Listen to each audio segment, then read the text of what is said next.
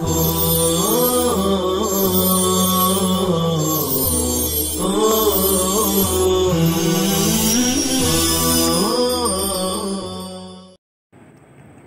اللہ الرحمن الرحیم اللہم صلی وسلم وبارک علی سیدنا و مولانا محمد وآلہ وصحبہ اجمعین، اما بعد۔ باب ما جاء اذا التقى الختانان وجب الغسل۔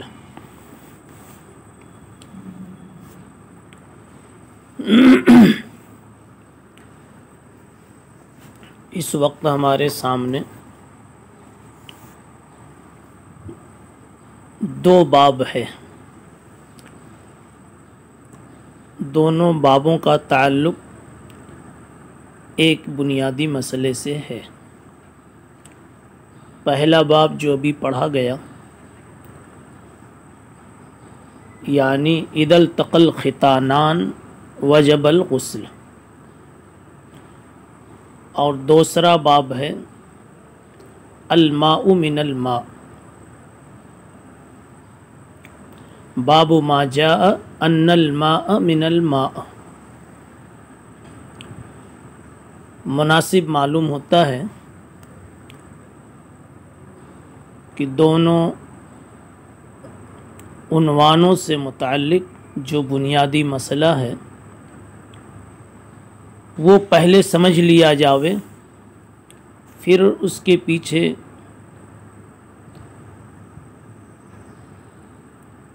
اختلاف مسلک مع الدلیل اور آئی ہوئی روایت کی تشریح، پھر اس پر غور و فکر کیا جاوے۔ دونوں عنوانوں کا حاصل یہ ہے کہ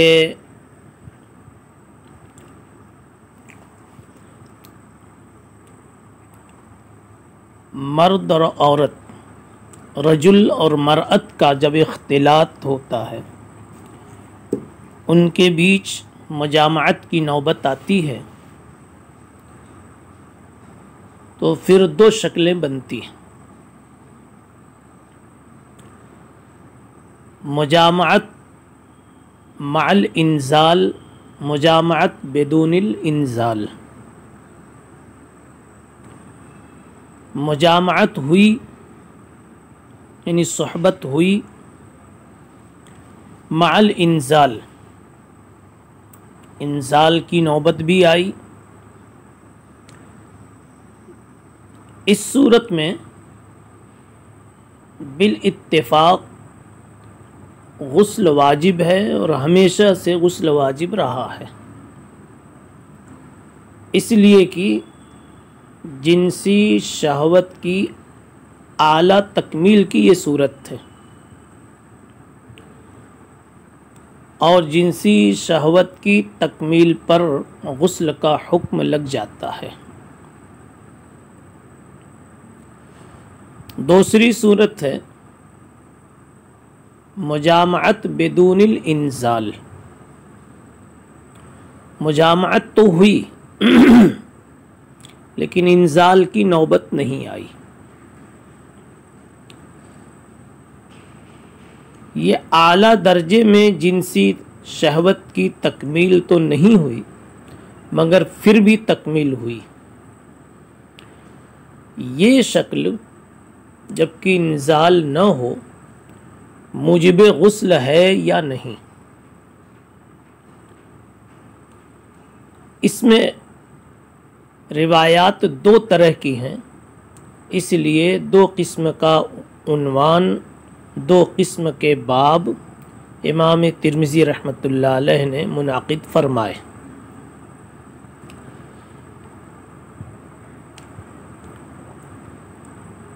پہلی قسم کی روایات سے یہ معلوم ہوتا ہے کہ اس صورت میں بھی غسل واجب ہو جاتا ہے، اور دوسری قسم کی روایات سے یہ معلوم ہوتا ہے کہ غسل واجب نہیں ہوتا۔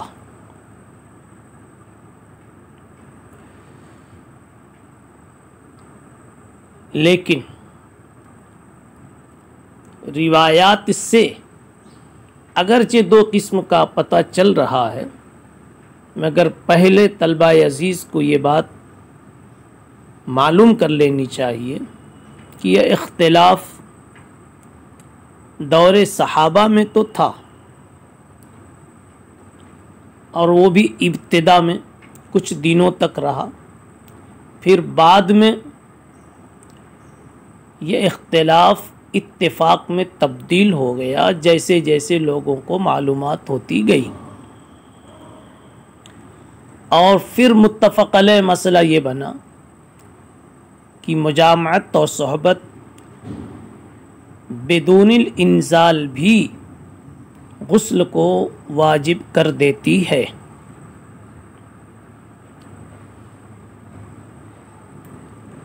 البتہ یہاں یہ تفصیل یاد رہے کہ ابتدا میں یہ رخصت تھی اور اجازت تھی کہ انزال پر غسل کا وجوب موقوف ہے، انزال ہوا تو غسل واجب ہوا، انزال نہیں ہوا تو غسل واجب نہیں ہوا، اور انزال نہ ہونے کی صورت میں جو مجامعت ہوتی اسی کو اکسال بھی کہا جاتا ہے۔ اکسال اکسل یکسل اکسال، کسل اس کا مادہ ہے۔ کسل کا حاصل یہ ہوتا ہے کہ آدمی اپنی مراد اور غایت اور ثمرے تک پہنچنے سے سست اور پیچھے رہ گیا، تو چونکہ انزال نہ ہونے کی صورت میں آدمی اپنی منتہا تک نہیں پہنچ پاتا، اس سے پہلے ہی وہ اس کام سے فارغ ہو جاتا ہے، اس وجہ سے اس مجامعت بدون الانزال کو اکسال سے تعبیر کیا جاتا ہے۔ تو ابتدا میں اکسال موجب غسل نہیں تھا، بعد میں اکسال سے بھی غسل واجب کر دیا گیا۔ اب ہم اس عنوان کی دونوں قسم کی روایات آپ کے سامنے پیش کرنا چاہتے ہیں۔ اس سے پہلے آپ جو متفق علیہ شکل ہے، یعنی مجامعت مع الانزال،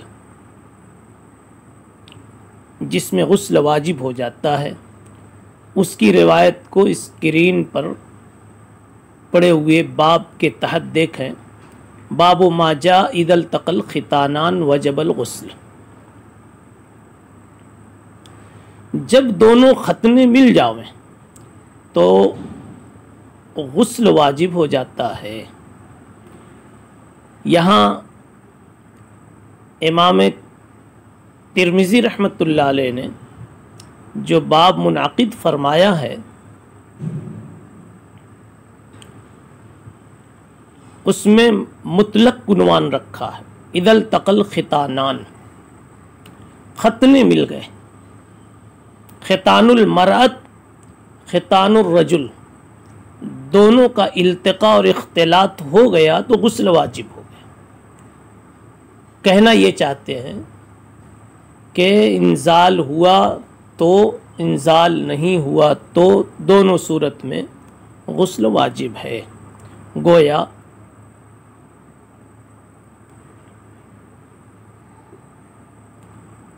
بلا کسی تفریق کے بہر صورت غسل واجب ہے، نفس ادخال کی وجہ سے۔ البتہ ختانان کا لفظ بتا رہا ہے کہ قدر ادخال میں کیا معتبر ہے۔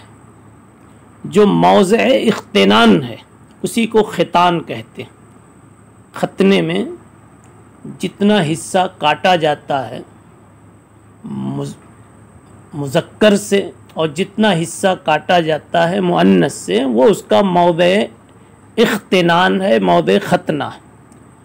تو رجل کا موضع ختنہ مرأت کے موضع ختنہ سے مل جاوے یعنی ادخال ہو جاوے قدر حشفہ، اور جب قدر حشفہ ادخال ہوگا تو عورت کے موضع اختنان تک رسائی ہوگی۔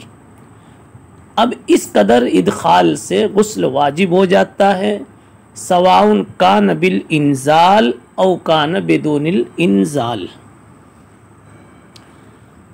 یہ اس روایت اس باب کا حاصل ہے۔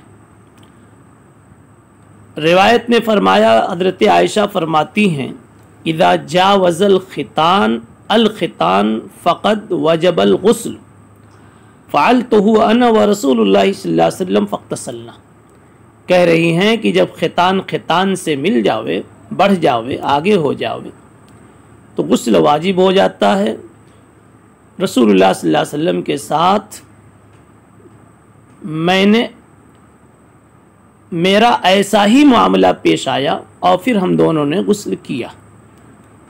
اس سے پتہ چل گیا کہ التقاء ختانین سے غسل واجب ہے، اور اسی مفہوم کی آگے بھی روایت ہے، قال رسول اللہ صلی اللہ علیہ وسلم اذا جاوز الختان وجب الغسل، کہ جب ختان سے متجاوز ہو جائے تو یہ تجاوز موجب غسل ہے۔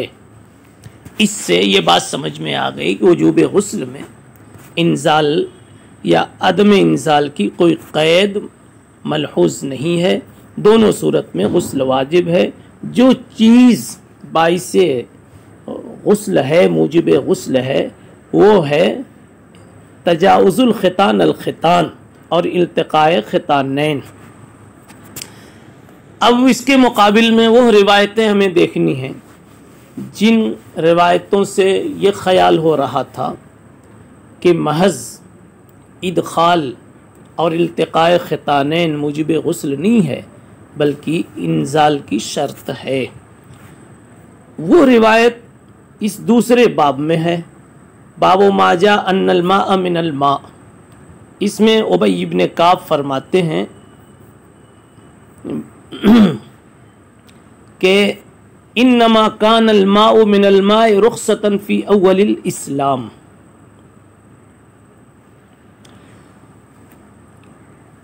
ابتدا میں یہ رخصت تھی کہ الماء من الماء، جب تک کہ مائع منی نہیں آتا اس وقت تک مائع غسل واجب نہیں ہوتا تھا، یعنی محض اتصال سے، محض ادخال اور التقاء ختانین سے غسل واجب نہیں ہوتا تھا، لیکن پھر یہ رخصت ختم کر دی گئی جیسا کہ ابی بن کعب نے یہاں ارشاد فرمایا۔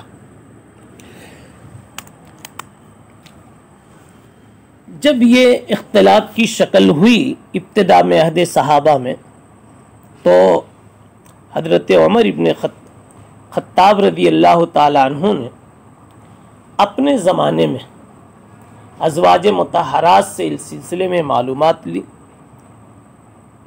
حضرت عائشہ رضی اللہ تعالی عنہ نے بتلایا کہ نبی پاک صلی اللہ علیہ وسلم کے ساتھ ایسا میرا واقعہ پیش آیا ہے کہ نفس سے التقاء ختانین ہوا، انزال کی نوبت نہیں آئی، پھر بھی غسل واجب کر دیا گیا اور ہم لوگوں نے غسل کیا۔ اس حضرت عائشہ کی اس وضاحت کے بعد حضرت عمر ابن خطاب رضی اللہ تعالی عنہ نے صحابہ کو مطلع کر دیا اور صحابہ کا پھر اس پر اجماع ہو گیا۔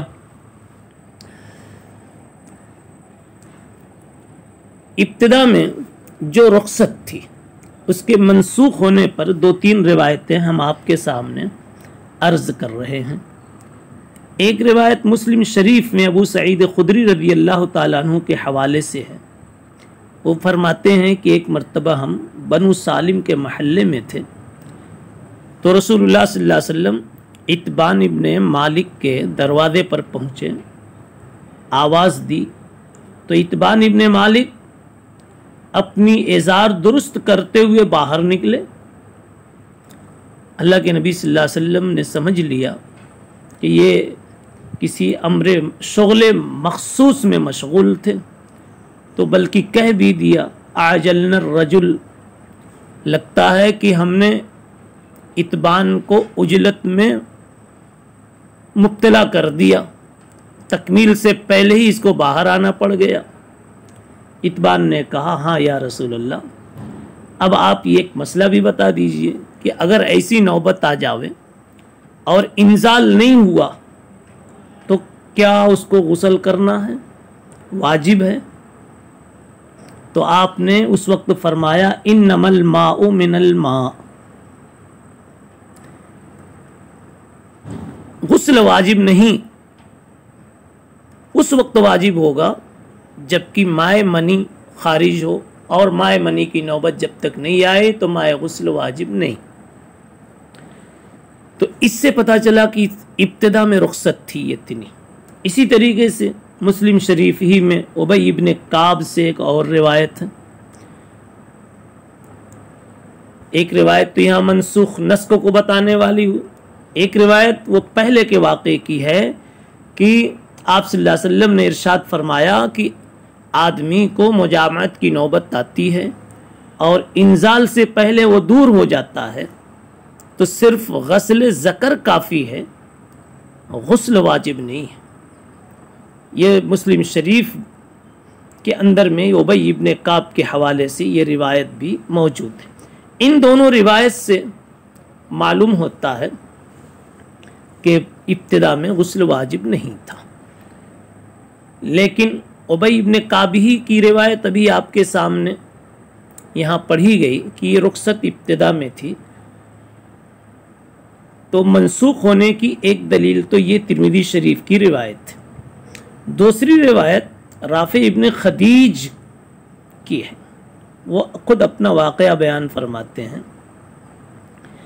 کہ حضور پاک صلی اللہ علیہ وسلم نے مجھے آواز دی اور میں اس وقت انا علی بطن امرأتی، میں بھی اسی شغل مخصوص میں مشغول تھا،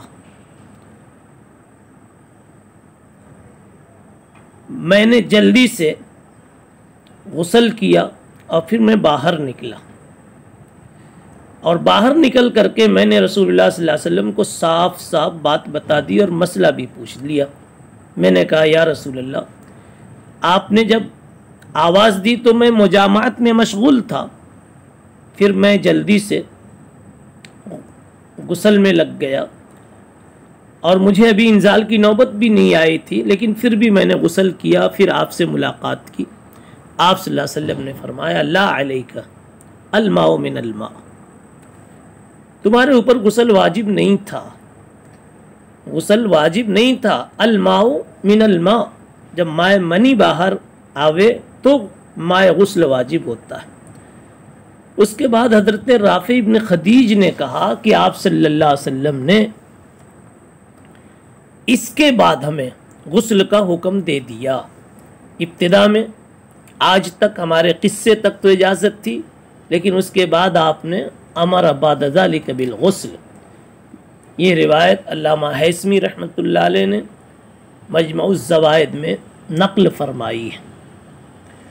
ایک روایت صحیح ابن حبان میں حضرت عائشہ کی ہے، اس سے بھی منسوخیت کا پتہ چلتا ہے کہ رسول اللہ صلی اللہ علیہ وسلم کان یفعل ذلک ولا یغتسل وذلک قبل فتح مکہ ثم اغتسل بعد ذلک، کہ آپ صلی اللہ علیہ وسلم کو بھی ایسی نوبت آتی تھی اکسال کی، یعنی مجامعت بدون الانزال کی، لیکن آپ غسل نہیں فرماتے تھے، لیکن یہ فتح مکہ سے پہلے تک تھا۔ فتح مکہ کے بعد پھر آپ نے غسل کرنا شروع کر دیا۔ معلوم یہ ہوا کہ یہ دونوں روایتیں منسوخیت پر، رخصت کی منسوخیت پر دلالت کرتی ہیں۔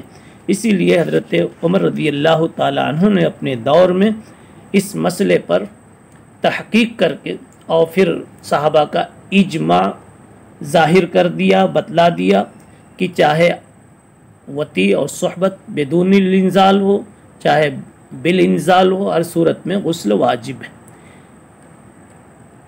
اگلے باب میں یعنی باب ما جاء ان الماء من الماء میں ایک لفظ، ایک عبارت ہے حضرت عبداللہ ابن عباس رضی اللہ تعالیٰ عنہ کے حوالے سے، بالکل آخر میں لکھا ہے اکرمۃ عن ابن عباس قال انما الماء من الماء فی الاحتلام، کہ اب عبداللہ ابن عباس فرماتے ہیں کہ انما الماء من الماء کا تعلق احتلام سے۔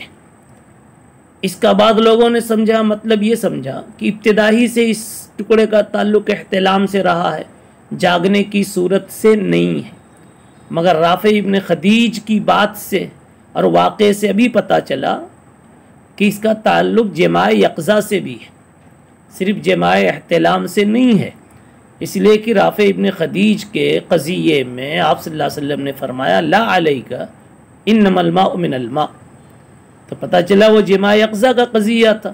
اس لیے جن لوگوں نے انما الماء من الماء کو عبداللہ ابن عباس کی اس تفسیر کو کہ انما الماء من الماء فی الاحتلام، اس کا مطلب یہ سمجھا ہے کہ اس حدیث کا تعلق ابتدائی سے احتلام سے ہے، وہ صحیح نہیں ہے، بلکہ صحیح یہ ہے کہ اس کا تعلق تو ابتداءً یقظہ اور احتلام یعنی احتلام فی المنام دونوں سے تھا، لیکن یقظہ کے سلسلے میں نسخ ثابت ہو گیا، تو اب احتلام کے بارے میں، منام کے بارے میں یہ حدیث ابھی بھی محکم ہے۔ بس خلاصہ یہ نکلا کہ اگر کوئی شخص خواب میں یہ اس طرح کی حرکت دیکھے، اس طرح کا عمل دیکھے کہ مجامعت میں مشغول ہوں لیکن احتلام نہیں اور انزال نہیں ہوا، تو اس پر ابھی بھی غسل واجب نہیں ہے۔ یہ دونوں باب کا خلاصہ آپ حضرات کے سامنے پیش کیا گیا۔ سبحان اللہ بحمدہ، سبحان اللہ۔